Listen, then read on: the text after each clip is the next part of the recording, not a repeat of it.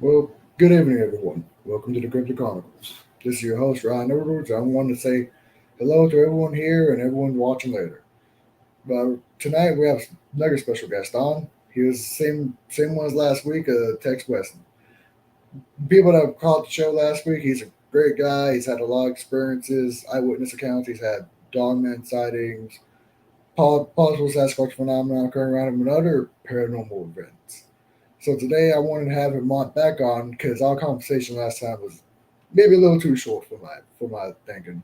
So I want to have him back on and talk about his experiences a little bit more in his research.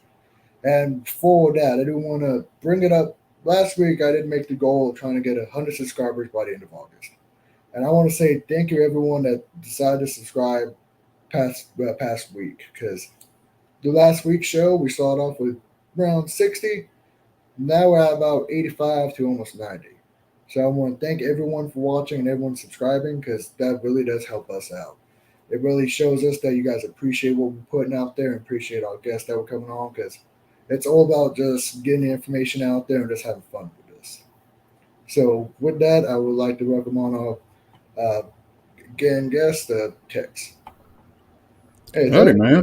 Hey, glad to be back, brother. Of course, man. Like you're one of the people out there that's really helped me out. I love talking to you all the time. So I love having you on the show. Well, anytime, anything we can do for you, brother, it's we're all in this together. Yeah. Well, we're trying to get to the same goal. We might get there differently, but we're trying to get there. Yeah, right. And so, with that, I know last week we talked a little bit about your encounters and what really got you into this field. Your encounter back when you were 16. But I know you've had a lot more stuff happen after that, like your research and all your experiences afterwards. And I'd like to talk to you about that this week. Like I know one particular place you love to research is a place called Brown Springs, and I would love to see if we can talk a little bit more about that for the guests, for everyone watching. Oh yeah, no problem. And you know, it's weird out there, man. And I don't think it's just there. I think it's weird everywhere. It's like I think I said last week. I don't think there's a field researcher out there that worth their salt has not had something that they can't explain happen to them. Brown Yeah, Springs is like the Oklahoma version of Skinwalker Ranch. I mean, yeah, it's there's just all kinds of critters out there. We've got stuff that we're looking at, tracks that we found, and we really hadn't talked a whole lot about this, but we found some tracks out there a while back that we couldn't identify, hmm. and they were big. They were like 12 to 14 inch hoof prints.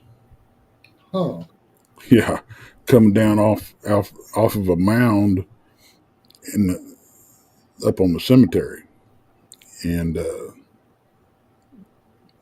then I've got that a picture of some big dark figure off in the trees and right there, and I don't know, man. It's I keep having flashbacks. If you've ever seen the Lost tapes, called Lost Coast tapes, that Bigfoot movie, yeah, Lost Coast tapes. yeah.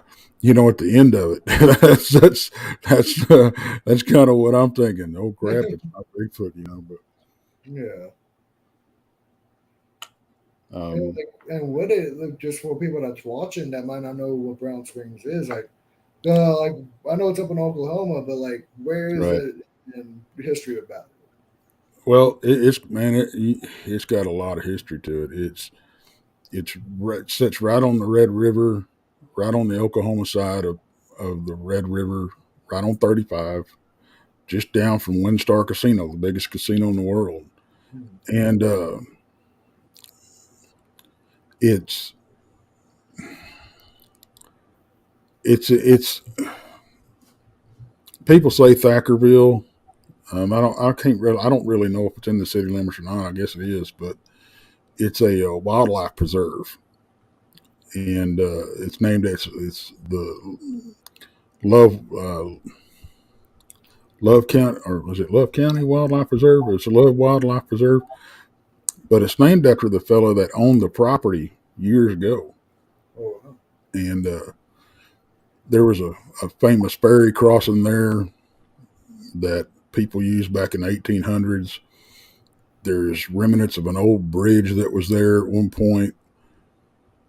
That, but it's got a dark history. It started out, it's tribal land, from what I understand, and but this particular batch of land was owned by a guy named Love, and from what we can find out, he was not Native American, but he also owned about 100 slaves. Well, after, and the cemetery that sits up on the hill was his family cemetery. But from what we can figure, it was originally an Indian burial mound. And then he used it for his family. Well, then after he lost the land or they died out or whatever, some other folks had the land and they used the cemetery. And then one old feller built, and I can't believe he did this, man. I got to get my mind wrapped around somebody that's got this mindset. He went up on top of the cemetery and built pig pens because they would drain well in the cemetery. Hell, one time when I was up there, we was walking around up there at night, and it's pretty much tradition. I bust my ass about at least once when I'm out in the field, and I tripped over something and fell. Turned out that it's hog wire buried in the ground up there. Oh, wow. So that kind of, and then we found out about the hog pens and everything. But you really can't get no more disrespectful than that on a graveyard. You know? And another thing that's interesting about it is it's got Brown Springs itself. The Brown Springs runs directly underneath the cemetery, and it bubbles up at the entrance of the cemetery on the bottom of the hill, and then runs across the road and feeds kind of a swampy area. So you can drive right up there if you don't want to go in the cemetery. It's cool. You can just drive up there, park, and you can go over and watch the springs bubble up out of the ground. And they've done a pretty good job of cleaning it up here lately, so it's kind of nice looking now. It used to be kind of beat up and grown up, but we think that's partially responsible for the level of paranormal activity that's there. Plus, we've heard from different sources, different independent sources, that there's a dark, ancient, huge entity that looks over or controls that place. I've got a picture of what looks to be it, and those footprints that I was talking about, it all kind of matches up, So we really don't know what to think. But we've also got physical Bigfoot and dog men running around and stuff like that. But you've got the otherworldly stuff mixed in with it. Yeah. So you'd be sitting in camp and getting, we were sitting in camp one time. There's probably 6 or 8 of us when there was a woman started laughing over in the woods on one side of the camp, and a couple of minutes later she's laughing in the woods on the other side of the camp. So,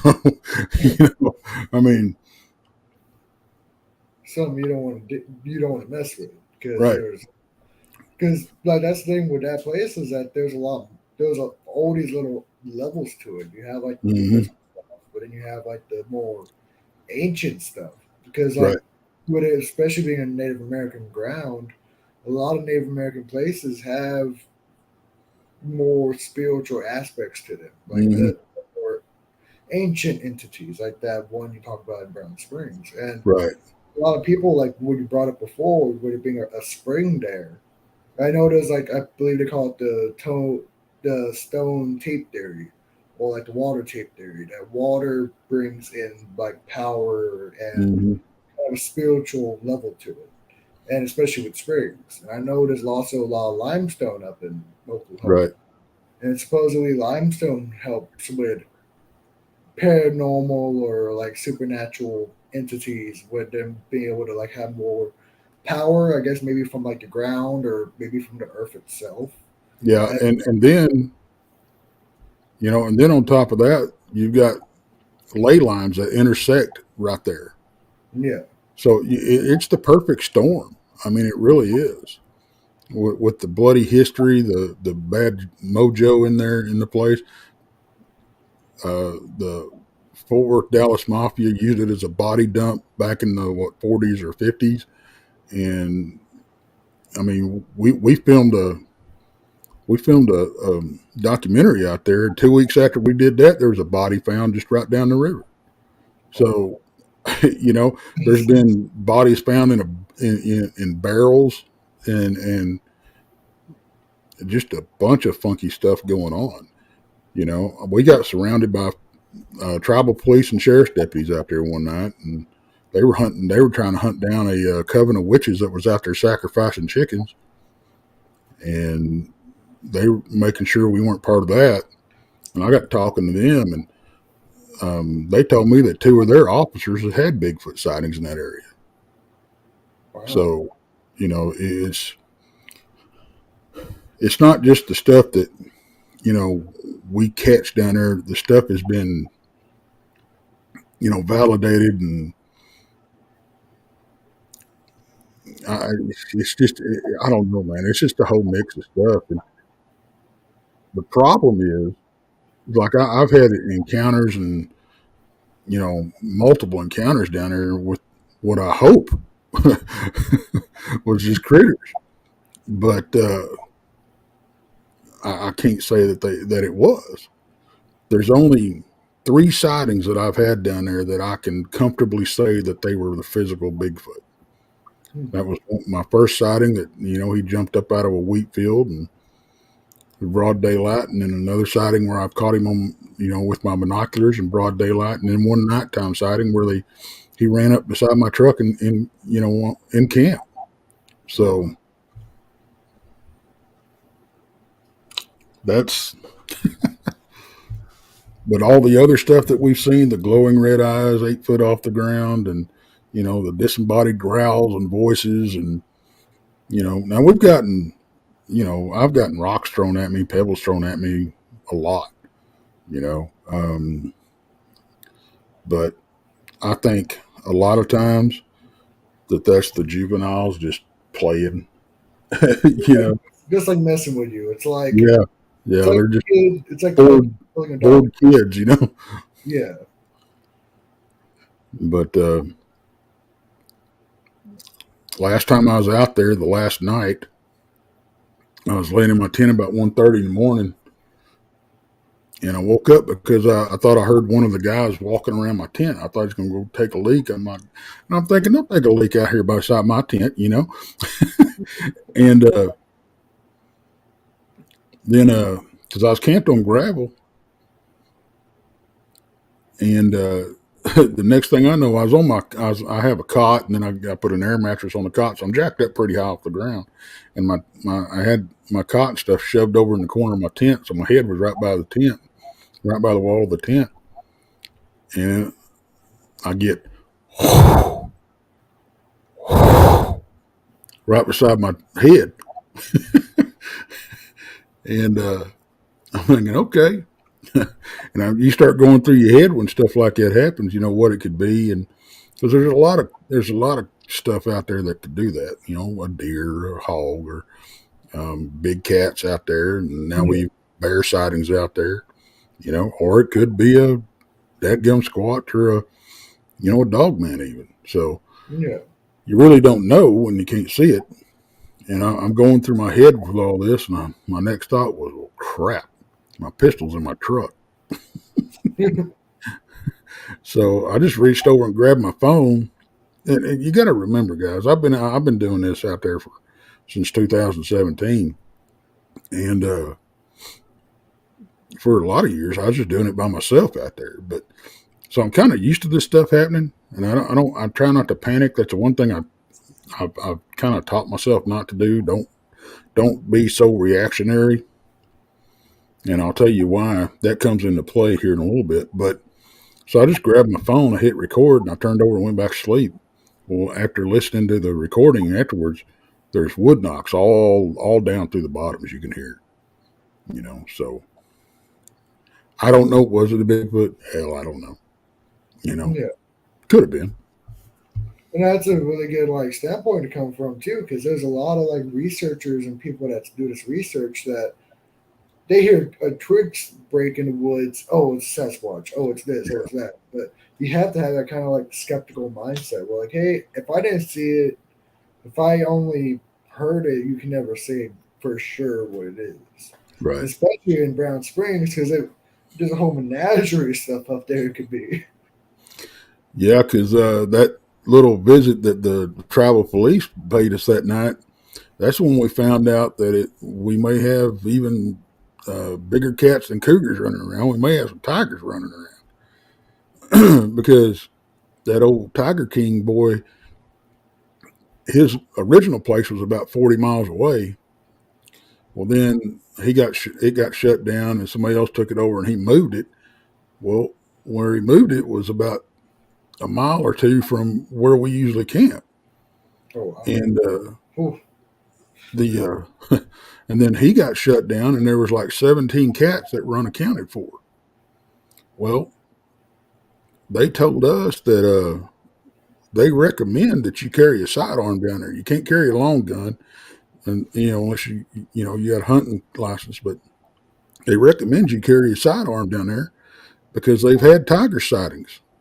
You know, they themselves haven't seen them, but they've had to respond to the reports. So who knows? And then I had an encounter up there with some eye shine that I thought was a Bigfoot for the longest time, and then I found out about these dadgum tigers possibly running around. You know, I was going up there by myself to the cemetery one night, about, I don't know, 11:30, 12 o'clock, something like that.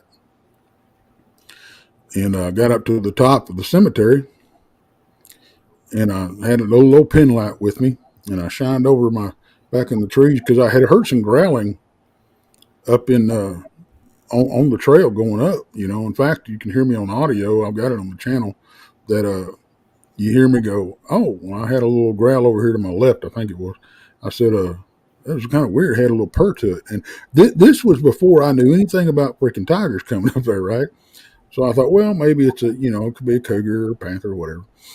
And so I went traipsing on up there. All I had with me was that little pin light cell phone. At that point, you didn't have any service up there, and a pocket knife.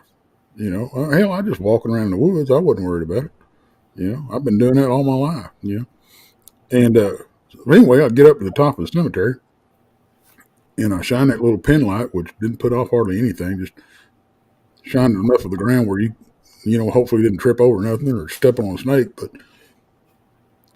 I shine it back over over my left shoulder back over here, and I caught some eye shine back in the trees. Well, the thing about it is, eye shine's no big deal. There's critters all over the place. But these eyes were about as big around as silver dollars, and they were about 8 to 10 inches apart. And they were about 2.5 feet off the ground. And I thought, okay, this is cool. And I thought, hey, I'm looking at a Bigfoot. And he starts playing peekaboo behind a tree with me like this, and everything. I'm like, all right, Well, then he stood up. And when he got to where he's about 4.5 feet tall, you hear me, oh shit, it's time to go. So I turned around, went back down, and what you got to remember is Tex don't run anywhere. Not because he's brave and he's going to stand up and can't, especially down that hill. I was walking down that hill one time, and my knee went. I got a trick knee, and my knee went out on me, and I took a fall, and it's on audio too. Boom, boom, boom, boom, boom. Uh, you can almost roly poly as I am. You almost roll down that hill quicker than you walk down it. But I backed on out, and went down there and called it a night, But then, it was a few years later when we found out about the dadgum tigers. And I'm like, Yeah. Jason is convinced that that was a tiger that I run into. And I got to tell you, I can't, I would I would have rather it been a damn booger But it's than a tiger. yeah. But now I carry a 45 with me. So, hopefully if I pump 8 rounds if I can land 8 shots out of a 45 into something, it don't go down.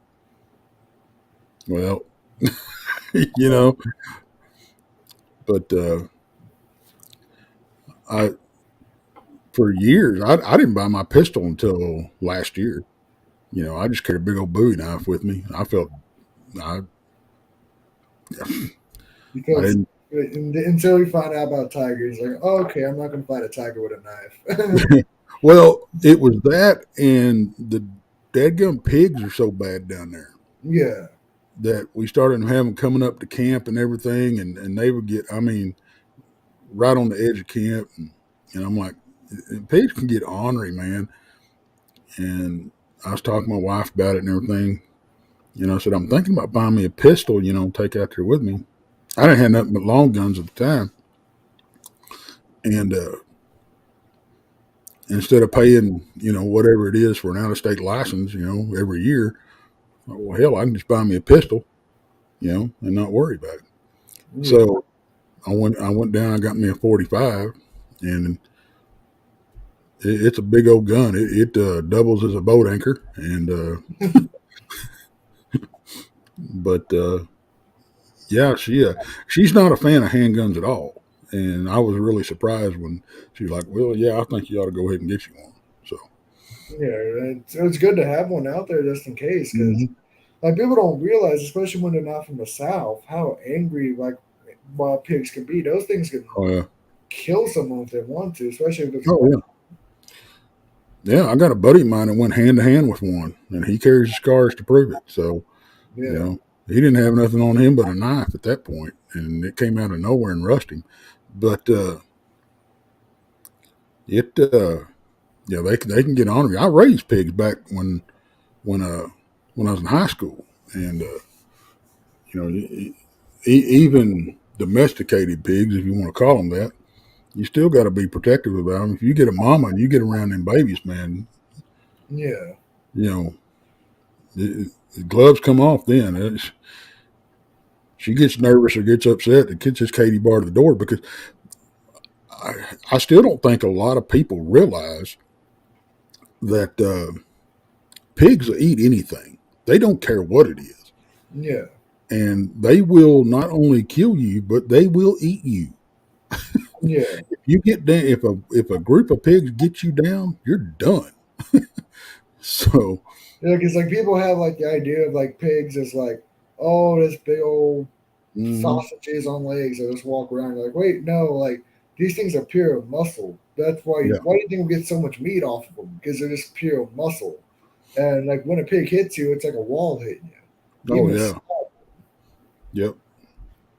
It they ain't no joke, man.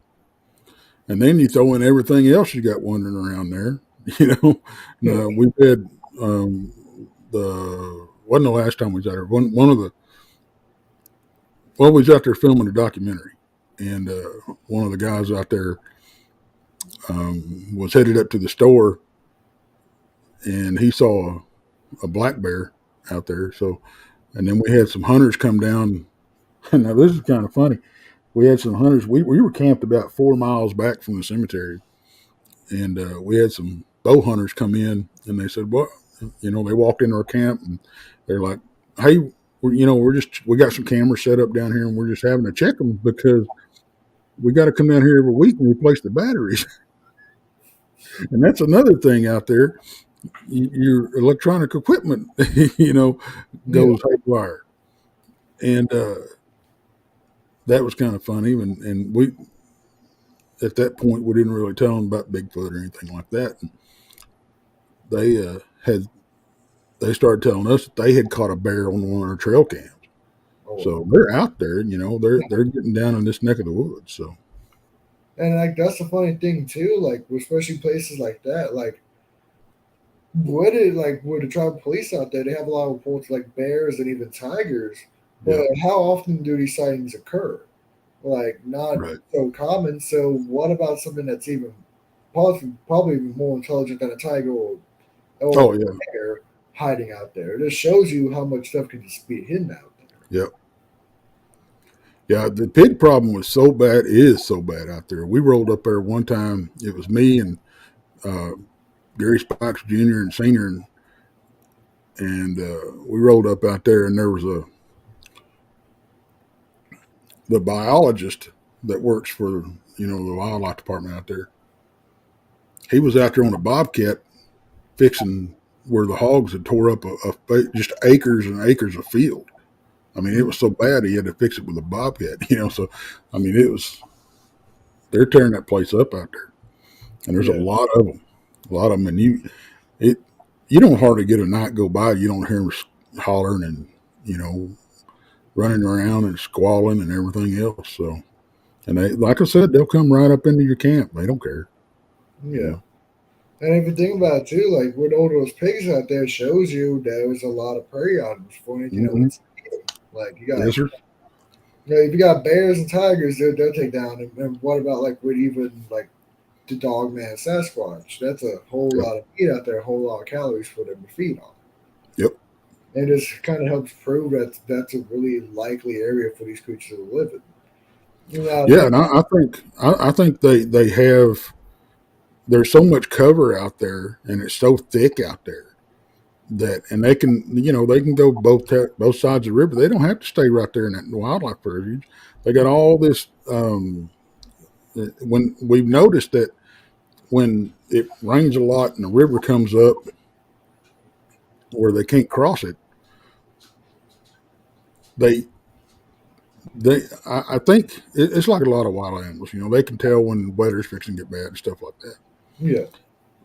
They hightail it across to the Texas side because they got good sized hills over there, and they hit the high ground, and we'll hear them hollering at us from across the river when the river's up.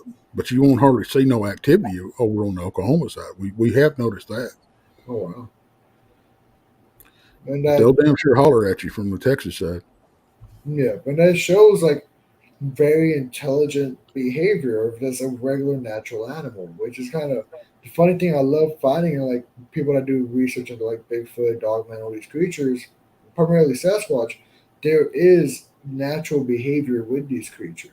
Yes, They're sir. not just like monsters living out there in the woods, but there is behavior of like primate behavior and regular Mm-hmm. animal things that animals do every day with these Yep. creatures.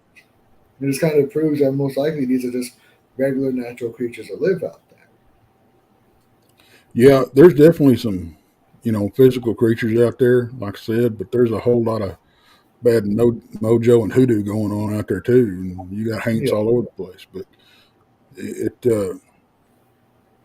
we was out there one time, and it was me and Jason and Randy, and we was down on the campsite where I had my first sighting, and I had a lot of activity, and we was camping out, and I was down by they were parked up on a little roundabout right above the camp, and I was down in the camp in my truck, and I think I was working nights at that time, so I was up all night, and they decided I was going to go get some sleep. So they went up to the cars to get some sleep, and I'm just sitting in my truck, and I saw what I thought was them getting out of their cars, walking around their cars. Not getting out of their cars, but walking around their cars. I thought, okay, well, they got out to take a leak or whatever. Well, then I start hearing something in the trees on the right side of my truck, and then I started hearing something in the trees on the left side of my truck. And I'm like, oh, they're gonna mess with me. I thought it was them too. They're gonna mess with me. And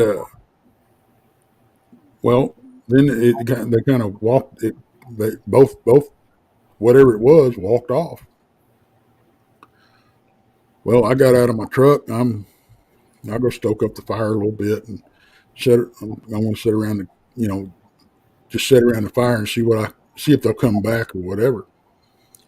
And Jason had actually woke up at this point and got out of his truck, saw my flashlight, my headlight, darting around and everything. And he come down, what are you doing, man? And I told him what was going on. And I asked him, I said, before I told him anything, I asked him, hey, did you and Randy get out and take a leak a while ago? He goes, no, it's the first time I've been up. I said, all right. Well, then I got to thinking about it. Well, I didn't see any dome lights come on. Normally when you open your car door, dome light come on. Yeah. And I told him what happened and everything. We started talking. And then daylight come up and we got Randy out of bed. And we asked him the same thing. Did you get out and take a leak or something? He goes, no, it's the first time I've been up all night, man. I crashed like a rock. Well, then Jason started telling us about he had a dream or a vision or something. He didn't really know, but he thought he saw 3 creatures walking up out of the hayfield that they were parked next to. Kind of like not made out of fire, but like lava under their skin type thing. Weird. But and Randy said, well, I thought I saw Jason walking beside my car. I thought he was out going to take a leak at the same time when all this was going on, when I was seeing all this. Well, then we got to looking at, because we had camera traps set up all around. And we got going over the camera footage. One camera at 1:30 in the morning, the exact time when all this was going on, glitched. It was taking pictures and stuff before and pictures and stuff afterwards. But at 1:30, it fired and it was blank. Oh, wow. So you can, take that with a grain of salt, determine however you want. It's just one of them weird things that happens. Yeah, there's a lot of correlation. Like a lot of people that put electrical equipment out there in the field, no matter if you're looking for Bigfoot or any other cryptid or even paranormal, there's a lot of times where there's cameras that go off, but there's Yep.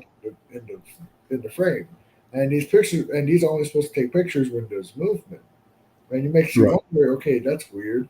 Or when someone takes a photo of like a Sasquatch in front of them, all you see is like a thing of smoke or there's nothing in front of them in the camera. And it kind of Yeah. brings up some weird questions that in this field. Yeah, and I don't. Here lately, I've been going over this in my head and everything, and I don't think Sasquatch or Dogman or any of this stuff is attracted to this hoodoo that's going on. I think it's the other way around, because I think these haints or demons or whatever they are using these Bigfoot and Dogman, especially Bigfoot, it looks like, to almost mimic, and I don't know why or whatever. And that's my concern when you start talking about the weird side of things, or however you want to look at it, Yeah. supernatural side of things or supernatural side of Bigfoot. That's what has me wondering and concerned about these people that claim to speak to these creatures by mind speak and all that kind of stuff. If these entities, these other entities, are pretending to be Bigfoot, it may not be Bigfoot that they're chatting with. Yeah. And that's a legitimate concern. I've got good friends that I respect that claim to be in communication with these things. So it is a legitimate concern for me, for their safety. Yeah. I don't, because you if somebody wants to communicate with these creatures and they believe in that, and something communicates with them and tells them that they're a Bigfoot or whatever, they're gonna that's opening yourself up to accepting these creatures, and that may be what they're doing. These entities, they're using the Bigfoot facade to get their foot in the door with these people, and that's my concern. I'm not saying that's what happens. It very well could be Bigfoot. Just because I haven't experienced it doesn't mean it's not happening. Yeah. But I want these people that are having these experiences to at least be open-minded enough to go, well, that's a possibility. Yeah, it could be something else. You never know. Until you see it, you have no idea what it is. And even if you see it, you don't know if that's a facade or something else. Yeah, yeah, And like that's the thing, like you talked about, like mimicry. Like that's one thing with these, like with the more paranormal aspect to the field, like with these, like almost like demonic or paranormal beings. I think of them as almost like a virus or a parasite. yeah, And viruses and parasites, they mimic helpful organisms. Like a lot yeah. of viruses mimic a type of, or like enzymes so they can get into the body and then do whatever they need to. So what if these entities are pretty much using the same type of way? And think of how many animals mimic. Like you have a coral snake and then you have a king snake. Hmm. The king snake mimics coral snake, so everyone thinks it's venomous, so nothing messes with it. Mimicry is Right. highly common to natural world. So Oh why yeah. would it also not happen with paranormal aspect to it?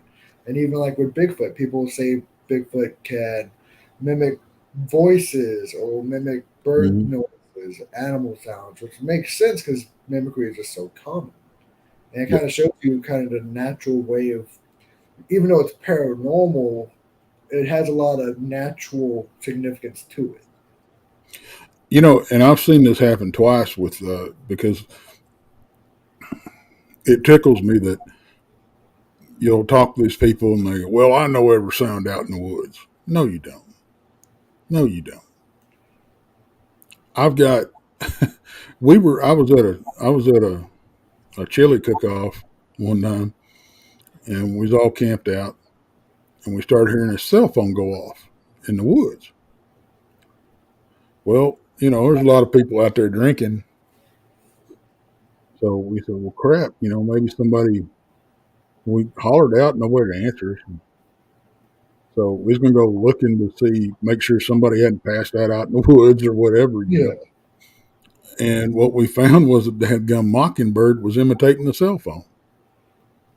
which they can do. And it's kind of funny because a lot of people knows that they do that now because cell phones is such a natural sound now because you Yeah. always hear them, even though they're man-made. Like I think I've heard of even mockingbirds making sounds of like jackhammers and things like that. Mm-hmm. Hell, I saw a video the other day of a blue jay doing the same dadgum thing, imitating a cell phone. Yeah, So it's not just the mockingbirds; it's other birds doing it too. So, and everybody talks about when they start talking about Bigfoot and sounds in the woods and stuff. They start talking about these owl calls yeah, that just they sound like an owl, but they're just a little off. Same thing with coyotes. They'll hear that coyote, but it doesn't really sound like your normal coyote. And I have a theory. I think that's probably the juvenile Bigfoot honing their craft. They're practicing.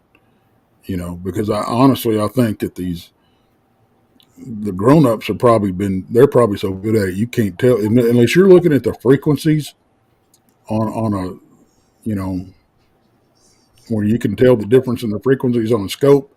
I don't think you're going to be able to tell the difference when you got an adult doing it. But I think that's probably the juveniles practicing their stuff. yeah. Is sound just a little off.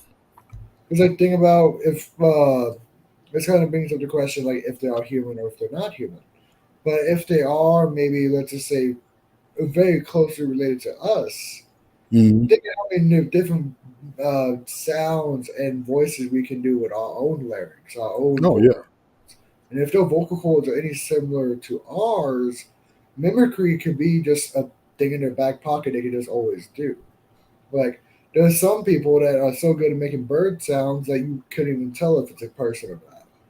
So what about these Sasquatches? What if they could do the same thing? And that could be helpful with hunting skills, with communication, not to even mention like possible like other sounds that are above or below us hearing that we cannot hear. And that kind of brings up like the idea of like these Sasquatches being able to make all these sounds, because even apes, known apes' larynx are very similar to ours, just that it's a little tweaked so they can't have vocal language. But a right. lot of people say these creatures do, like the whole samurai chatter and all that Mm-hmm. people hear. Yeah, because a lot of that has been gone over, and there's like two or three of more octaves and stuff being, you know, made at the same time. And I don't know if it's different critters or if it's one critter able to do that. Certain opera singers and stuff can actually sing in multiple octaves at one time. Yes. So it's rare, but it's out there. So maybe it's just a natural ability these critters have. And I don't think they're, if they're not an offshoot of human, I don't think they're real far from it, because just the the level of intelligence they have. Um, and I got beat up for this quite a bit, but um, before anybody wants to hammer me on it, they need to go do their research. I think these creatures have the intelligence level of a killer whale. Killer Yeah. whale, killer whales are a lot more intelligent than the average person thinks. They're astringent, for one. They grieve, you know. They teach. They learn, And I mean, they figured out that they can flip a shark upside down and put it in a catatonic state and just eat the liver because that's what they want. And when a different pod comes in or whatever from a different area, when they meet them, they'll teach them the successful hunting techniques in that area. And I mean, you look at the story of the mama killer whale that her calf died, and she pushed it around grieving for 3 weeks. Yeah. So that says a lot. I mean, you look at the video of I think it's two or three of them. There's a sea lion on a little deal of ice floating around. They rush the ice And quit. and dive and create a wave and wash the sea lion off. Yes. That's intelligence, man. That's problem solving intelligence. And there's even like it used to be kind of a taboo to use this word with animals, but there's almost a culture to them. Yeah. Oh yeah. Pods use different methods. Different pods have different ways of doing things. Like Mm-hmm. when Jane Goodall started her research into chimpanzees, she wanted to use the word culture, but she knew if she used that word, no one would have taken her seriously because at that point, you can't use human words with non-human animals. You don't do that. But Yeah. now you can, like, even with gorillas, back with the famous gorilla Coco, the one that knew sign language. Mm-hmm. A lot of people say, well, she was just copying whatever people were saying, but she would make her own words and her own sentence structures.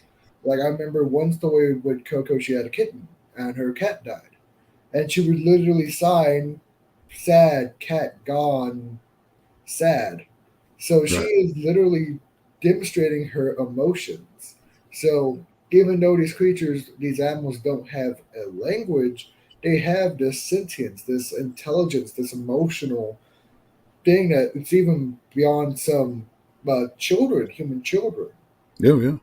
So like with these Sasquatches, what if they do have maybe a little bit of human, or what if they are such an older species that their brains have gone even beyond that. Maybe they can go beyond that level of non-language to having like a pseudo language. Like if you look at like the Sierra Sounds, Mm-hmm. there's not Morehead. They say there's multiple individuals there using almost a language. Right. I don't think it's out of the realm of possibility whatsoever. And I think that they are either a very high form of ape, which I mean, arguably we are, you Yeah, know, but or they are another offshoot of human that didn't, you know, they don't really go evolve with like this. we did, Yeah, you know. like with me personally, I believe they are. I believe this doesn't necessarily mean it is true. I believe there could be a high form of ape that has what you call convergently evolved alongside humans. Hmm. They might not be human themselves, but they've gone alongside with us. And Right. But animals, every animal finds a niche. Humans, we have a niche. We've created culture. We've created technology. So what if these creatures didn't evolve into that route? They stayed in the natural world and found their niche there. Like I believe Sasquatch have a human intelligence, but just that their intelligence didn't go to making rocket ships and the mathematics and religion. Their intelligence is in knowing the natural world, Hmm. spatial awareness, being able to stay hidden for so long. That's what I believe their intelligence went to, and ours went to somewhere else. Yeah, well, I'll tell you. And the thing about it is, as far as that type of intelligence or wisdom, however you want to look at it, know how, street smarts, as it were, Yeah, they're so far beyond us that it's crazy. You get hunters all the time. Well, I've been hunting all my life. How come I never seen one? Well, one, were you looking for one? You're worried about a deer. yeah, You're worried about, and honestly, the type of hunting that we do down here in the South, that ain't hunting. yeah, You set up a feeder all year long. It goes off at a certain time of the day. You you get these animals scheduled. Oh, this is when the food's coming. You know, and they're going to be there. You got cameras up watching them, everything. All you got to do is go sit up in a damn stand and wait. And it's like shooting fish in a barrel. yeah. That ain't hunting. That ain't hunting. You're not on the ground pursuing these creatures and making Yeah. get What I used to enjoy doing was one, either stalking, or two, find me a game trail, look for the sign, build me a ground blind out of whatever was there. You know, and do it that way. That, to me, that's hunting. You know, and don't get me wrong, I've shot a deer out of a stand, but that's because I wanted some deer meat. And I got invited to go on a hunt. It's a private land, but no, that paying $2,500 to go shoot trained deer, that it, ain't hunting. it's idiotic. It's for that. It's not hunting. It's like with people that do that, you just want the thrill of a kill, pretty much. That's why I say to people that do that, it's not hunting. It's like you want to go to Africa and do savanna hunting, but you can't afford that, so you go to some ranch that has gazelles or something. Yeah, that's for sure. And I don't really hunt anymore. If I on and I've said I may go do some bird hunting or something because I love quail. Um, but if I go, I don't have a need to go deer hunting or anything like that anymore. And if I go anything, it's going to be hog hunting. Mm. But that's because they're out of control. You Yeah, know, here in Texas, you can do anything you want. As long as you kill it, you can do whatever you need. Like I remember, there was a teacher of mine back in high school. He had a piece of land out in, I believe it was a little south of San Antonio. What he would literally do is get a bunch of some type of explosive, put it over by the feeder, shoot it from 100 yards, and just kill like 20 hogs all at once. I guess that's what you just do in Texas sometimes when you have land. yeah, You try to get rid of as many hogs as you can because they're like the roaches of the prairie, I like to call them. yeah. They, I know there for a while they were using the state was using Warfarin, which is a blood thinner, yeah, as a poison for these hogs. And then the ranchers and the farmers and um, hunters and everything else, they got to where they got to raising so much cane about it that they quit doing it. They suspended it. I don't know if they ever started it back up because you can't tell me that stuff don't get into the ecosystem. You have a hog that dies, the other stuff feeds on it. You know, um, say it drops dead in a stream or whatever.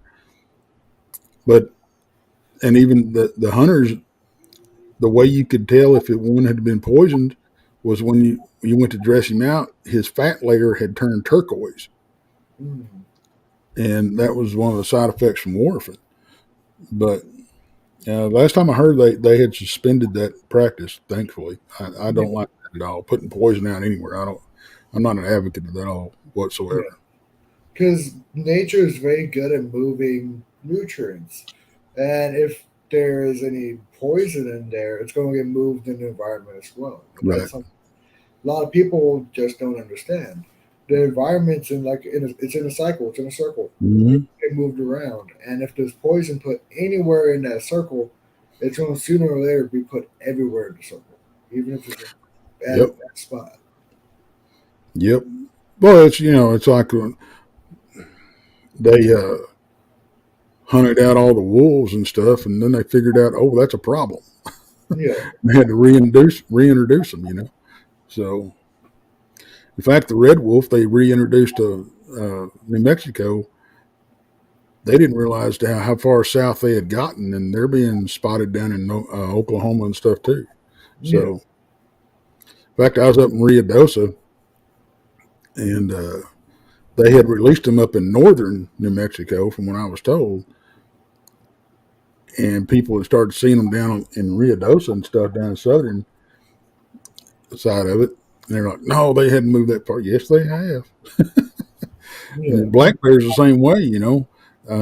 Like they used to be all over, you know, southeast Oklahoma and that type of thing, and yeah, they got pretty much hunted out, and but they're coming back now. I mean, we're even seeing them down here in Texas. So yeah, stuff's coming back, and I'm glad to see it. But what I tell you, what goes all over me, and that is these people that move in from these cities, and they're moving out to these places that are rural and country, and they're not prepared for what's out there. You know, they you got people calling 911. This is a true story. You got people calling 911 because there's a possum in their yard. They don't know what it is. You know, and I'm like, come on, people. yeah, You live out, you moved out in the country. They're building these big subdivisions, but they're building them out there. They're buying out these old defunct horse ranches and everything, and making subdivisions out there. And all these people running from California and these big cities and everything, they're moving out there. Well, you know, these animals were out there a long time before you were. yeah. You And know, it's funny too, like when wild animals get pushed into cities. Like I remember yeah, a couple years back, I was driving here in San Antonio on a major highway. I was driving, and on the median of the highway was a 10-point buck, oh middle yeah, of town, middle of the highway. I'm like, how did this get here? And literally, I know the other night I was driving close to downtown San Antonio at night. Like my cousin was with me. He's like, what's that across the street? I'm like, it's a cat. He's like, that's no cat. We look and it's a coyote. It's two or three yeah, coyotes moving along. And I'm like, I'm in the middle of downtown San Antonio. How did these guys get out here? But oh people yeah, realize how much wildlife is in a city, but just yep. you see it because they come out at night. And we're hearing the same reports about Bigfoot. They're Yeah, they're coming into the more humanized areas, but I hate to see that. yeah. What you can do about it? Because like even like with my one of my friends, they had a possible like they heard howls here in San Antonio, and what they heard is a creek that goes almost straight through town, Right. and they were like possible dogman or like Sasquatch howls. I'm like, huh, that's funny because, of course, if anyone watched the Legend of Boggy Creek, they always follow the creeks. They always follow the water. And they do. They use them for highways. I mean, the rivers and the creeks and stuff. That's how they travel. Yeah, I mean, people, they yeah, like they're not going to get away from the water source. They're not going to traipse out in the dam. They're a little smarter than us when it comes to that. yeah.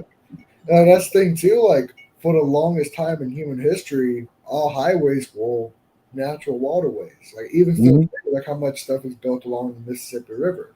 Yep.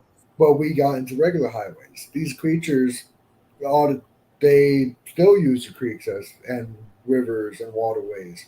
Oh Like yeah. even, like look at the Mississippi River Delta. Look how many Bigfoot sightings are all the way from Mississippi, all the way up to Illinois, all the way up to Yeah, where the Mississippi River is, along the Red River, along the Sabine, like the Sabine River, especially in East Texas, yeah. up and down it. All types of Sasquatch Oh things. yeah. The sulfur and the brazos, you know, hell, even the Trinity, you know. Yeah, So yeah, there's a lot of places, and people don't realize that, man. It's so easy for these critters to move around without being seen, especially um, because it's just not. It's not like a bar ditch running through the middle of town. You know, you got trees and everything on the sides of this stuff. You know, yeah. Like so I know, they can move around pretty much wherever they want. yeah. Like I know, like with Jason McLean, he always talked about like the Green Wall. Yeah, We've yeah, built that like natural barrier between us and the natural world, so we don't have to look at it anymore. yeah. And so, what else is moving through that natural wall that we don't know what's back there? And like people don't realize just nowadays people aren't as observant as they used to be, especially with the natural world. Oh yeah, yeah, no doubt. They miss 1,000 things every day. Well, then, people can't even get out of the way of the post. I mean, much less anything else is walking around them because they got their head glued to their phone. But it's I've had these critters come up through a tree line that is no more than 10 yards wide with open fields on both sides of it. And never be seen, but you can damn sure hear them if you're, you know. But if and that's another thing. I was talking about earlier. I taught myself not to be so reactionary Yeah, because well, what I do a lot of times I go out there by myself, set up camp, and they'll come up and check you out. But if you start, you know, hear a sound and you look over there, or look over here or whatever, they're going to freeze. They're not going to move. If you just sit there like you didn't hear them, they think they got away with something. They'll keep coming in closer. yeah. I've had that happen a lot. That's one thing I remember you telling me back when we first met in Jefferson. You're like, yeah, if you have Bigfoot activity around you, don't react to it because they're going Yep. to realize that because they're watching you. They can see you, and you can't see them. Oh yeah. So act, just act like you did not there. Just let them get Hmm. closer and closer. And like with how secretive these creatures are, I always tell people like, okay, don't think of an elephant going through the jungle. Don't think of like an elephant going through the woods. Think of like a group of green berets going through the forest. They're Yep. not going to be heard. They're not going to be seen. The same way with these creatures. Yeah, they're big, and they're scary and all that. But if they don't want to be seen or heard, they're not. Yeah. And and that being said, they're not. Uh, I'm not of the mind that they're infallible either. They do screw up.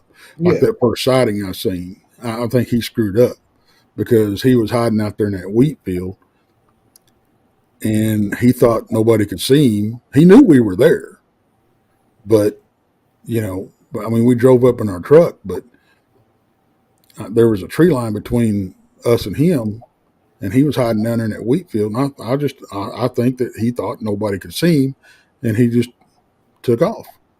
yeah, But and then because after that we went down in the bottoms and we could hear something um, going out along beside us up on the ridge. We'd hear something. We hear tree not tree snap but twig snap or whatever rustling and stuff, and then we'd hear a knock, and then we'd walk about another 100 yards or so and we'd hear another knock.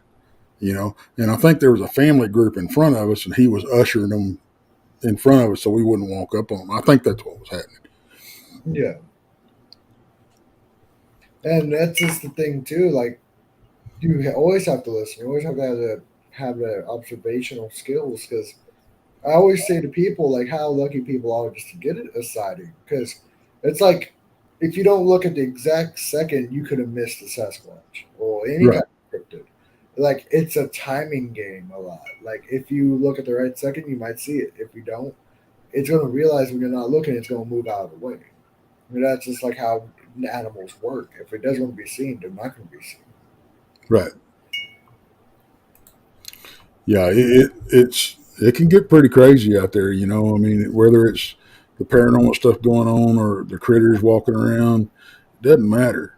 Even if it's neither one and it's just the natural, what we'll call the natural stuff, the everyday stuff. Put it that way. Yeah, Walking around, it's still worth going out there. To me, I go out there and recharge. You know, yeah, because I don't go out there and camp and play music and all this kind of mess. I camp, set up camp, start me a little fire, kick back, you know, and just listen to what's around you.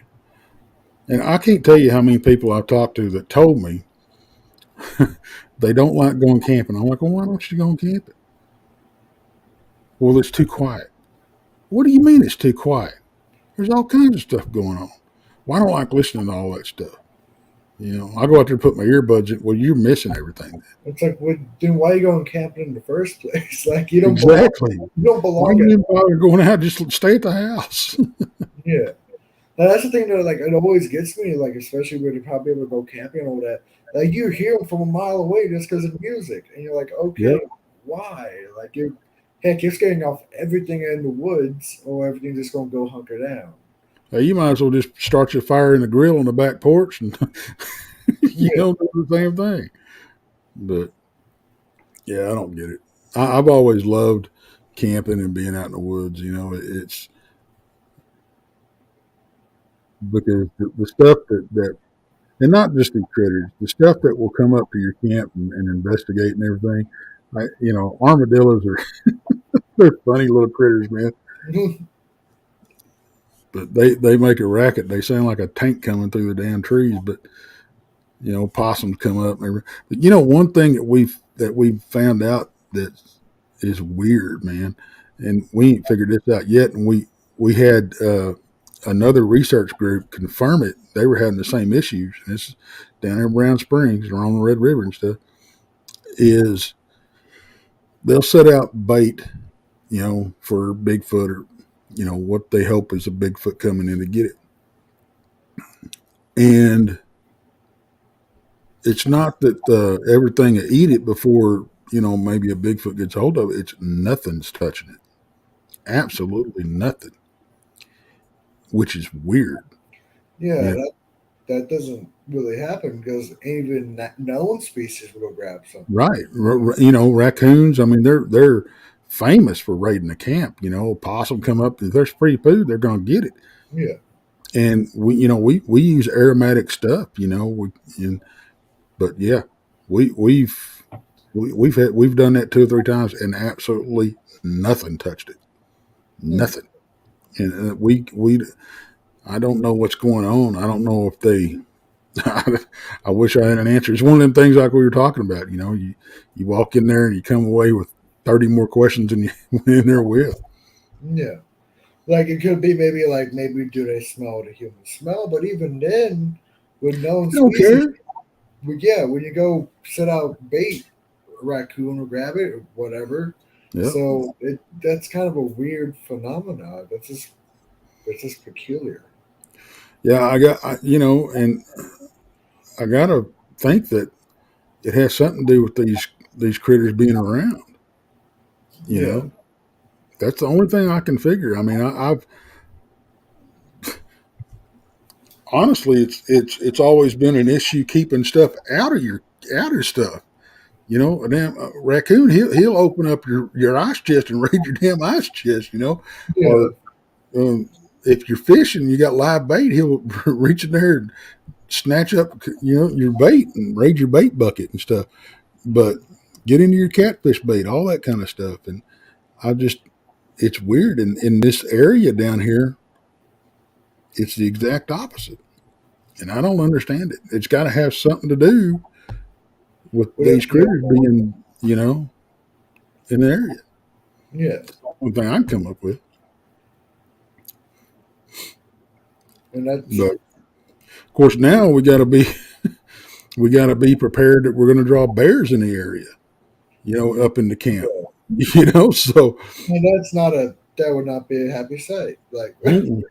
but heck, it would have been Brown Springs. You would have to worry about bears and tigers. I mean, Yeah, I can exactly. just imagine one day just up there camping, you hear a god awful racket, go out there and it's a bear and a tiger fighting or something like that. You're like, okay, Yeah, it's Brown wouldn't Springs. that be We're not used something? to that.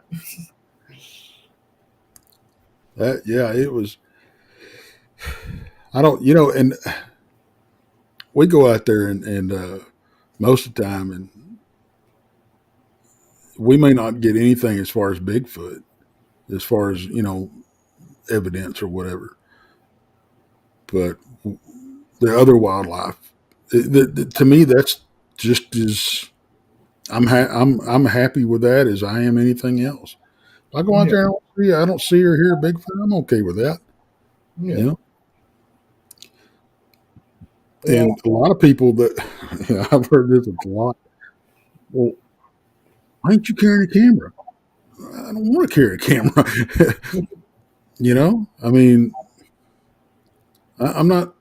I'm out there to have an experience. I'm not there to film all this stuff. I'm just, But when I take people out now, don't get me wrong. I'll take a camera with me every once in a while if I feel like it. But I'll set up some cameras maybe or something like that. Run audio. I love audio, so mhm. I'll run a lot of audio. But because I don't think it's as evasive.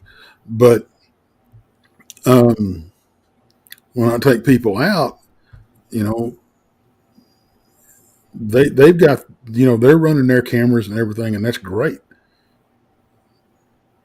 So I look at it. It's my job to look after them. I don't have no business with a camera in my hand at all. I've got to. My job is to watch what they're not watching when they're looking through the camera. So, and I think anytime that I think if you're going to do this, one, don't do it alone. Yeah, I've got a shirt that my wife bought me, and it rings true. Don't follow me. I do stupid things. So, but don't go out there by yourself. My yeah, crew grounded me because they were, afraid of what might happen, and I knew it came from a place where they really cared about me, and I didn't want to put them in a position of something happening to me and then feeling bad about it. So I yeah, quit by myself. But yeah. y'all folks don't. If you're going to go out and do that, don't do it alone because, and if you're going to go out there and you're going to go out there in a pair, one of you, if you want to carry a camera, look for Bigfoot. That's fine. Not both of you. One Yeah. of you's got to be watching what the other one's not. Yeah, always have each other's backs. Like, Mm-hmm. always look around because a view screen through a camera can only show you so much. Right. And there's Right. gonna be a lot of stuff you can miss, and that what you can miss is that's something that could hurt you. And whether you want to admit it or not, that camera takes away from your focus of Yeah, what's around you. You know, if you're gonna, if you- the about the best way to do it is get your dadgum GoPro, strap it on your head. That way, the camera's looking wherever you are all the time, and you don't have to focus on it. yeah. So that's about the best way to do that. Now, I haven't made that jump yet. I should, I guess. But And like, that's the thing with me. Like, I haven't really done any field investigating so far, but when I do, I really want to bring out a camera because that would take away my focus. And with right, me, of course I want to collect evidence. That's awesome. But what I really want is this kind of an experience at first. right, 'Cause with me, I've never seen like Bigfoot or Dogman or anything like this. I want to experience it, so I know okay, it these things are out there. Like right. I'm like most days, I'm like 99% sure that Sasquatch exists, but until I know and see one, then I truly know they exist. The Yep, evidence shows me that they most likely do.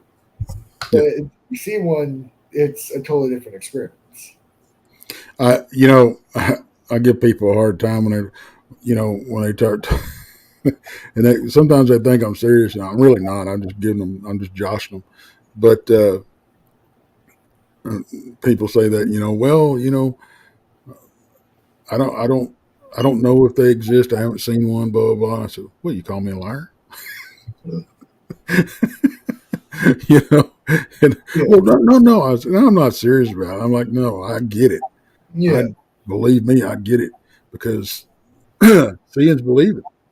yeah, And it's not. And I don't think it's so much that is it's just it's not that they're people calling you a liar. You can't take it that way. It's like they want to have that experience. They want to have that affirmation. You yeah. know. Which is So kind of what I'm about. I kind of want that exactly, affirmation. It's not like I'm here trying to say, well, they don't exist. Of course not. exactly, I would exactly. I wouldn't have dedicated my life to cryptozoology if I didn't think they existed. But Right, thinking right. and knowing are two different things. Two Oh really yeah, different things. yep. That's for sure. But yeah, it's we've ran into some pretty crazy stuff out there, and I got to tell you, man, that place rarely freaking uh, disappoints. I mean, I haven't been out there. I've never been out there that I didn't have something at least questionable happen. Yeah, So, there's that. But it's always interesting no matter what. yeah. But I know you've also offered me to go out there, and I really got to take up on that offer one day because, like, I would love to go out there with you guys and just see what I could experience. If I don't experience anything, heck, I'm out in the woods. Like I'm happy enough. Exactly. Like, Exactly. Well, I'll tell you what, when this heat breaks around here and we start going out, you'll be the first phone call. of course. Like, yeah, you don't. Yeah, that's one thing you learn in Texas. You do not go do anything in the summer. Like, Mm-mm. you don't go out camping when it's 120 degrees outside. And I can't even, you know what? I can't even imagine the bugs down there right now. Yeah, Oof. It's bad enough in a regular, it's bad enough when it's not like this, but good grief, God Almighty, man! I bet it's so thick you couldn't wade through them down there right now. yeah. Damn skeeters are big enough to carry you off if they wanted to. Also, yeah, that's just the South. I've noticed. There's hmm mosquitoes are just bad down here. And especially bad when it rains for a day, then Yeah, it's hot the next day, and they're just everywhere. It's like you can't even walk outside yeah, sometimes. yeah. And the problem is down there, you got the springs feeding it all the time, and Yeah, you got standing water over there, and so. But it's pretty rough. It's pretty rough down around the rivers and stuff.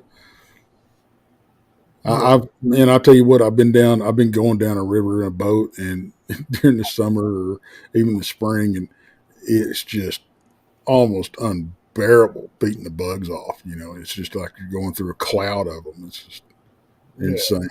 But And it also like brings up the question like, would like the Bigfoot and other creatures out there, do they move out of there? Like, you got to think is the like bugs and all that, do they bother them? Like, well, I know they bother them. yeah, I mean that's why you'll see horses swatting them with their tail, and you yeah, know dogs, nipping at themselves and stuff like that. But I don't think it's on the level that they bother us because this is you part of their used, life. yeah. But we're like a delicacy. We walk out there, it's like, oh, somebody ordered room service. Also, not to mention like I believe the whole book it's called the whole naked ape. We don't have any hair to protect ourselves. Yep, We're just talking about skin and clothes. yep, And when it's hot, you have short sleeves on, bare arms. Yeah, right there, whole face full of mosquitoes. yep. And what's the first thing we do? We put bug juice on that stinks to high heaven, you know. And I don't care what kind you put on. you know, it's a different smell. It's not that you may put on the natural scent and everything else, but it's different smell in the area. So Yeah, these critters that are so daggone smart, they know the difference. You know, Yeah. it's like it's like okay, it's like somebody you're sitting in the you have some friends over and stuff. You're sitting in the living room. You're sitting in the den, and you're all chewing the fat. You know, somebody cooks off a silent but deadly one. You're gonna know it. Yeah. You know, it's the same thing. There's a different smell in the area, and anything downwind with a higher sense of smell than we have. And I tell you what, that's one thing I do miss. I lost my sense of smell Mm. going on 2 years now, and it's so I don't have that scent to rely on anymore. Yeah. You know, but yeah, that's we'll be driving down the road, you know, and you'll hit that natural gas pocket or whatever somebody's or whatever, you know, sewer smell, and everybody in the car go, "Oh my gosh, that stinks of running," you know, past a skunk or whatever. I don't smell anything. I don't smell nothing. This is right, you know, right along. But so, And that's like one thing I bring up with people, like with Sasquatch, is like I believe their sense of smell is a lot higher than what we oh expect. yeah, And of like course it is. like that's like when people leave cameras. I'm like, could they maybe even smell like the things in the cameras? Because people don't realize a lot of times when people leave cameras out there, bears get them because the chemicals in the batteries smells very similar to a ant farm, or like it's very similar smell chemically. Well, that's like the reason a bear will tear apart a refrigerator. Yeah, they're trying to get to that. That insulation smells like termites. Yeah. You So know. what if these Sasquatches have very similar smell receptors, so they smell that camera, so they know, they're like, okay, let me stay out of there because I can smell it. Yeah, I've got to where it's funny.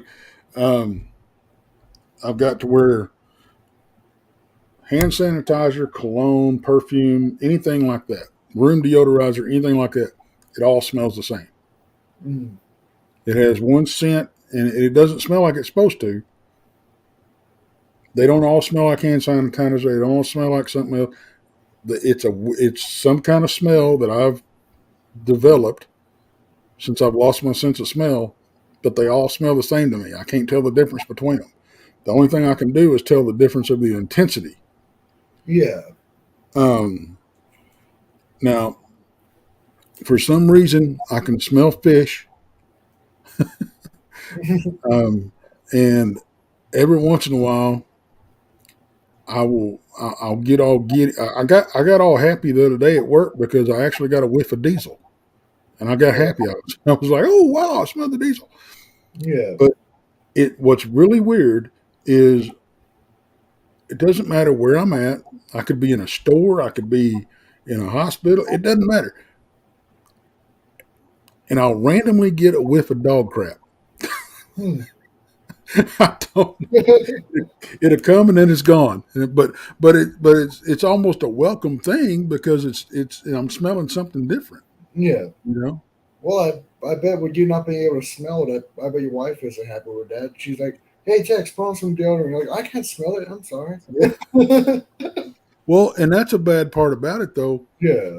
Like when, especially when I come home from work Yeah. and Just you know, my wife wants to go out to dinner or something. I said, "Well, do I stink?" Because I can't tell. yeah, you don't smell it. You know, and I tend to put more cologne on than I need because I don't know. Yeah, you can't smell the intensity of it. You're like, Yeah, and then you're out there and you smell worse than you did when you came home because that's how exactly. smell Yeah, is. yeah, it's a weird thing, man. It's Yeah, because they have something now that they call smell therapy or scent therapy, and I'm like, well, the only thing I can, and I haven't really looked into it. This is what I think. I'm thinking, well, they've got evidently they've got where you can they train you to smell differently is the only thing because it's not that you're going to get your sense of smell back. You're still going to smell the same thing, but maybe they focus on different items and go, okay, now this is what this smells like. This is what yeah, this smells like now, and so you reboot your sense of smell, I guess. But yeah, nothing smells like it used to. Yeah, like for me, like personally, I love the smell of leather, but like Mm, I used to work at a boot shop for 3 years, so I couldn't smell it anymore. right. And I was gone for like a week. It came back, and I was like, "Oh, I can smell it again." Yeah. Great. Then it was gone within a couple days. Yeah. Because you will go scent blind. You Yeah. know, um, when I worked in a slaughterhouse for a while, Mm, you know, and it was the same thing. After a while, you just get used to it. yeah. So Like even now, like on my off days, I work in the kitchen, and like when I get home, I know I smell like grease and all that, but you don't smell anymore because you're always used to it. You go that right scent block. now, you go take a shower and you walk in your room and your clothes are laying there, then you smell it. You smell it, yeah. Yeah. Like, okay, I need to wash those afterwards now. Yeah. Yep. But yeah, I'm looking forward to this heat break, and I'm getting Yeah, antsy. I'm ready to get back out in the brush. I miss it, you yeah. know. And I'm taking a. I'm going. Me and the wife are. It's our 30th anniversary coming up in September, and um, we're batting back and forth of what we're going to do. We both took a week off work, and so we're batting back and forth about what we're doing, and we're talking about going up through Utah and making that drive up and through there and everything, and just Oh, nice. going to see. So I've never been to Utah, so I told her I couldn't go up there without seeing Tip of TV though. I got to go see Josh and Marianne. Yeah, So because they're up there. We can always go by like the four corners in that area, like Utah, Colorado, yeah, Arizona, New Mexico, that whole area. yeah, I know it's beautiful country out there. I've never been myself, but I know it's beautiful out there. yeah. Right now we're trying to figure out. We've got it narrowed down if we want to go east or west. Uh, So because I've never been to Kentucky, mm, um, and but I don't think I can. Now I won't be able to do what I really want to when I get up there to Kentucky, and because I want to go to the land between the lakes, but I won't yeah, be able to do that with her. But and I won't do that with her. yeah, She don't want no part of this stuff that I do. So makes sense. it does. It does. She does. I've driven down that main road to Brown Springs with her. She don't even like. She won't let me do that anymore. It spooks her. Oh She just wow. don't like the feeling she gets when she goes down there. And I don't blame her. I don't Yeah, blame her a bit. because like I know, like me personally, I didn't want to try to hit Kentucky because I know I'm going up to Tennessee in a couple of weeks, Mm-hmm. and I Mm-hmm. want to try to see if I can hit that LBL because I remember last month when we were in Alabama at the conference. A part of me wanted to spend a day just to go up north just to hit Kentucky and then try to hit Georgia because I've never been to Georgia or Kentucky. But I was just so tired after everything, I just went straight home. Just went straight Oh, back to Texas. well, I'll tell you what, man, I was wore out. Of course, I wasn't in the best of shape when I woke up that Sunday morning either.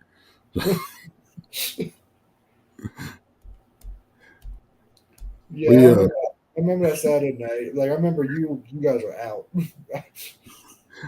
it was a good time. That poor bartender. Like it's hitting too soon, right? You guys are just still at the bar. Yeah, we shut it down. That's for sure. It's a good Yeah, time though. I had a lot of fun. Met a lot of good people, and got to see some good friends like yourself again. And yeah. it's of course we ain't that far away from each other. No, You like know. you're up in Fort Worth. That's only. But then Yeah. again, it's Texas. Texas, even if it's a 4 hour drive, it seems like an 8 hour drive. Yeah. That's like that's the funny thing that I told my cousin when we went to Alabama. I'm like, okay, we have two options. We can either just take straight I-10, or we can go up north, hit I-20, just take I-20. I want to take I-10 because from I-10 to I-20, that feels just driving through Texas takes like 8 hour drive just to get out of Texas that way. Yeah. So I was like, no, quicker we get out of That's Texas. most of the drive. Anywhere we go, that's most of the drive. It's Yeah, getting out of Texas. especially here in San Antonio because San Antonio, we're right in smack in the Yep. middle of Texas. So it's like Yep. if you want to go to El Paso, that's 4 hours. You want to go to Houston, that's like 5 hours. If you want to go north, hell, you get there tomorrow. Yeah. I'm looking forward to Jefferson this year. Yeah, That's going to be a good time. and I'm excited to see you guys up there because I know I'm gonna be I'm gonna be vendoring up there this year as well. Yeah. Yeah. In fact, I need to, that reminds me, I need to go in there and reserve our table. That'd be a good idea, especially with it already being almost August. Hmm. Man, I know it's gonna be a good conference this year. We got I know Lauren Coleman, Adam Davies. I know Ken's going up there, Lyle. So it's gonna be a good time. Yeah. Shelly will be up there. And so I ain't seen Shelly in a while. It'll be good to catch up with her again. Yeah, it's always a good time up in Jefferson. And I know also next year, hopefully, we can try to do the Alabama conference again because I want to try to get Anita Mhm. Collier on the show and talk to her about it and just talk about how it went and see how next year how it can go. Well, I tell you what, you ought to go ahead and reach out to her. I talked to her the other day, and she's already got her lineup for next year, Okay, wow, nice. and she's got some good folks going to be up there next year. We're not going to speak next year, but you don't, you know, you don't want to go to a conference every year. You Yeah, want to kind of, as somebody that's if you're the person doing the conference, you don't want the same speakers every year. yeah. But so we won't be speaking up there this year that I'm aware of, but um, unless she calls me the MC again, I don't know. But um, yeah, I wouldn't mind going up there and at least doing a vendor's table for sure. Yeah, because it was a good time this year, and heck, it was his first time, so I'm That's excited a to see pretty how drive. it goes. That's a pretty drive up through there too. Yeah, because I was telling I telling my cousin when we went there, like that's the first time I've ever been like in like a more mountainous area. Because like we have the Mm. hill country down here in San Antonio, but like Right, that's the foothills of the Appalachians right there. right. That's that actual like up and down driving up there. Yeah, yeah. That's one thing that about this vacation that we're going to take is we wherever we go is going to be in the mountains. So that's we haven't been to. We used to go to Rio Dosa all the time, and I absolutely love that little town. I Mm-hmm. love that area. It's just gorgeous. The people are friendly. It's a neat little town. It's a tourist town, but it's a neat little tourist town. When you're driving down Main Drag and you got 30 head of you know deer in the main drag walking in. And we were driving around the golf course, and there was 3 elk out there on the green eating. There was guys waiting to. You got to wait on the big old elk to move because you can't play through. Yeah, But it's pretty up there, man. it really is. So like even though like with the people that live in big cities, they forget how beautiful the natural world is around them and just Yeah, how they do. beautiful it is. There's really a cool. You go over to Fort Sumter, which is about 40 miles out of Rio Dosa up there, and there's a there's a cave system down there, Hmm. and they've explored I think 41 miles of it, and it goes all the way back up underneath Rio Dosa. Oh wow. Yeah, in that mountainside there. It's really cool. I haven't been. They had it closed down because some kind of a bat nose fungus or something going on. Hmm. But I I love cave systems. It's really cool. So looking forward to getting down there and getting up there and doing that sometime too. Yeah, sounds fun. With me personally, I'm okay with caves. I think I've been in one once back when I was a lot younger, but I'm like I'd rather be out in open country though. Like I just caves is just not my thing. It's a whole. Well, it's like I've been a scuba diver since I was 14 years old. And Yeah, so it's just a whole nother. It's one of them whole other worlds that you can explore, and that's just you know because I absolutely love it underwater. That it's yeah. just, but and I love exploring the cave system. I can't do it like I used to, but um, the whole and the mountains and the woods. I just love nature. Period. Yeah. Getting out on the ocean, I've done that a time or two, and I love that. But yeah, So I'm looking forward to this heat breaking, man. It's just like, oh, it's been yeah, miserable this year. yeah, because it's a beautiful natural world out there. It's a Yes, it is. mysterious and a beautiful one. That's for sure. That's for sure. I know if I were to go up there with you guys, I would love to have like do like some interviews with you guys up there and like talk to you guys. Maybe not like any type of documentary or anything like that, but maybe have some like footage of like us going up there and all that for Yeah, the you show. can film whatever you want. I'll sit down and talk to you, and so will the rest of the guys. So Yeah, whatever you want to do when you go up there with us, that's fine with me. of course. I know it is getting a little bit later with the interview, and I know it's getting probably a little later for you, Tex. I know all the fellows might have to go to sleep a little earlier. Yeah, well, I got to get up at 3:30 in the morning and go to work. Yeah, So yeah. So I got you. I know last week you talked about like where you can find you, but if for anyone that didn't miss last week, if they want to talk to you and all that, how can they find you, Tex? you can always shoot us an email at paracryptidencounters@gmail. Um, you can find us on Facebook at Texas Front Porch. Anything that's got a podcast on it, just look up Texas Front Porch. That's TEX' Front Porch, and of course YouTube. Go over there and subscribe to our channel. But we got. I'm working on some new merch. We got some out there right now. Um, I put the link out there on our community tab. I'm setting up our store, so y'all go take a look at that. And we do 5 shows a week, so you know There's plenty of content. yeah, yeah, we try to make it up there, make it out there. So, and don't forget to hit that like and subscribe button for Ryan. Let's get him up there. Thank you, Tex. And like it is highly appreciated of everyone like listening here. If you're either watching it live or later on, like people like me and Tex, we love to support. Like, when you Mm-hmm. telling us, like, hey, we're subscribing, we're hitting that notification bell, we're sharing it out, it shows us you appreciate what we're doing out there. Right, Because I try to bring out the best content I can. I know I'm just beginning, so quality might be a little bit lower. Hopefully, I can try to increase it over time. But right now, it's just about like trying to get my name out there, and just try to kind of build up the fans because like I really want you guys to really just like the show and just like what we're doing, and really make sure you guys go over there and support Tex because like heck, he's been in this business a lot longer than I, and it shows. Like he has a bunch of shows, a lot of content, and he doesn't just go out there and shoot it out like a shotgun.